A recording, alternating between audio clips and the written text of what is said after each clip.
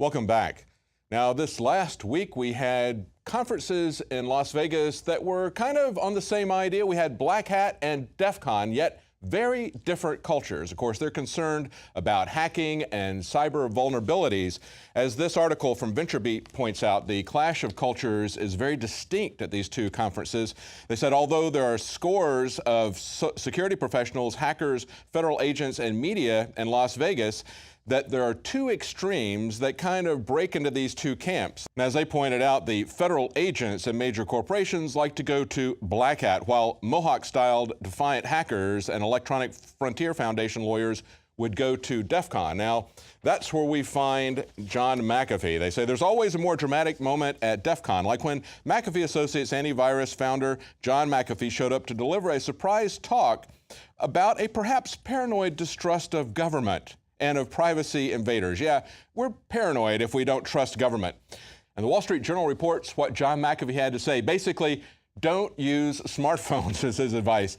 He said on the subjects of privacy and security, McAfee said smartphones are spying on American consumers who don't bother to read the user agreements. He said the most promising privacy thing is stupid phones. I'm dumping all of my smartphones. Well, if we look at vehicles, this is where it's going. It's so 2007 to hack a phone. Actually, where it's at now is hacking your refrigerator and soon to be your car, because they're going to have all of these things connected together into the Internet of Things. Now, Kurzweil is celebrating the idea that we're only 6 years away from computer-driven cars. Some people have concerns about some of those things. Maybe you should be concerned about it. They're pointing out you'll be able to buy a car that can drive itself under most conditions with an option for override by a human driver by 2020. That's just 6 years away. That was the median estimate in a survey of 217 attendees of the 2014 Automated Vehicles Symposium. Now, what they're saying is there's two camps here. One camp is saying that they're thinking that we're going to move into this with partial automation. And that's really the camp that most of the automobile manufacturers are in, where we have systems that are gradually taking over control from the driver, starting with things like, anti-lock brakes that have been around forever, but moving into much more sophisticated devices along that line. The other camp is the fully automated camp. That would be people like Google, of course. As one of the human factors engineers said, I strongly favor full automation. Yet he said, although he favored full automation, he was worried that highly automated vehicles might find themselves unable to handle some conditions and give the human driver an inadequate amount of time to safely take over. In other words, if you're put into a car that has no steering wheel, that has no brakes, and you get a bug, what happens to you? We should all be concerned about that. We're told that these computer-driven cars are going to be so much safer than human drivers, yet they're being operated by human programmers. And even worse than that, we see some who are talking about, there's another debate about whether or not they're going to have vehicle-to-vehicle communication. That will be where the hackers come in. And of course, the government is going to be controlling your car the entire time, as well as monitoring what you're doing. Now, one of the groups of people that are very concerned about hackers, of course, is Tesla. And they were at the Black Hat conference this last week. They're actually offering a bounty for people to show vulnerabilities. They asked, what is Elon Musk's Tesla Motors doing at a hacker conference? And the person from Tesla said, well, it's a supercar that's connected to the internet. Use your imagination. Exactly. A lot can go wrong. Now, it was just last week at the Black Hat conference that the keynote address was from the guy who is the head of security at In-Q-Tel. That's the CIA's own venture capital company. He was talking about how they needed to use the same type of protocol for computer viruses that they use for actual viruses. Well, the protocol that we're using for actual viruses isn't working out all that well. You're going to hear a lot about this new drug, ZMapp, and there was several stories about it today and where it's coming from. But before we get to that, think about the precautions that they took in country. Now, Popular Science reports that they had them heavily dressed in gowns and an apron and 3 pair of gloves, a hood covering their hair, and a green plastic protective eyewear. They also say that in the wash station, workers are sprayed with a chlorine solution meant to decontaminate people entering and leaving the isolation ward. Nevertheless, they still got it. So why would we violate our precautions, our quarantine precautions, and bring them into the United States? Well, I think it has a lot to do with this new treatment and who's behind the treatment. Now, it's being sold on Popular Mechanics and on Forbes as something that is coming to us through tobacco. The headlines from Forbes says Ebola's secret serum, a small biopharma, the Army, and big tobacco. A very interesting story. They start talking about things that you probably haven't heard about, things like Plantibodies and Pharming. That would be farming with a PH, as in pharmaceuticals. What they are doing is creating a different kind of immunity.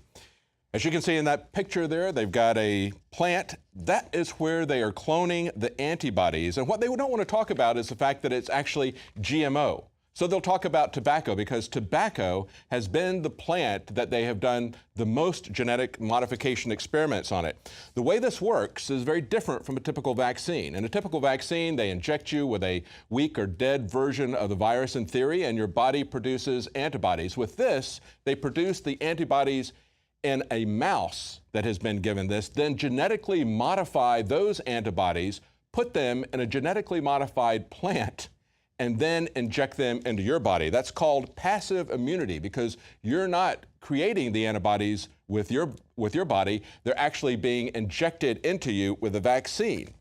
Look at who is behind this, though. It's being funded. These new corporations that are putting this together have been funded with venture capital from DARPA, from the Army, from the U.S. Army Medical Research Institute of Infectious Diseases, working on this in a biosafety level 4 facility in Frederick, Maryland. Now, first of all, the bio level 4, as Alex Jones has pointed out, is what you would want to have with something as dangerous as Ebola. And yet, when they brought this doctor back, they put him in a bio level 2 facility. The other thing they don't mention is that Frederick, Maryland, is the home of Fort Detrick.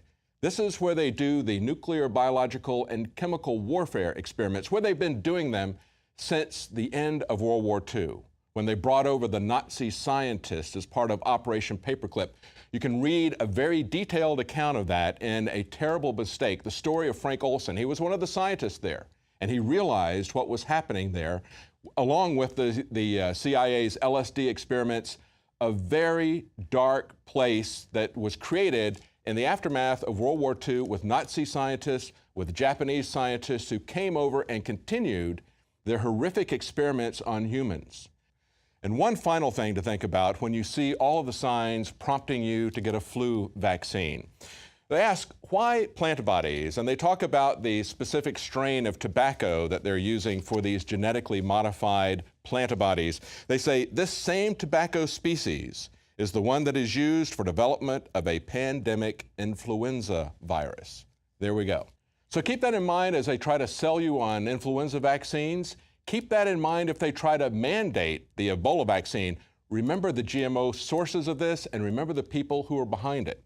Now, of course, as a new school year is coming, they're going to be selling you on vaccines. They're going to be telling you what to eat. It's a whole new round of brainwashing, and Alex Jones is going to be joining us after the break. If you're not a supporter of Prison Planet TV, please consider getting a subscription. You can share that with up to 11 other people. 12 of you can watch it simultaneously. That's the live news that we put out every night, as well as all of Alex Jones's documentaries. The facts are in. The studies are legion. Sodium fluoride and other toxic members of the fluoride family are devastating the health and cognitive ability of the American people. I am extremely excited to announce the exclusive InfoWars Life Fluoride Shield formulation, fusing 6 of the best documented ingredients from around the world to help the body remove not just toxic fluoride residues from the body, but a whole host of toxic substances. Secure your Fluoride Shield at InfoWarsLife.com today.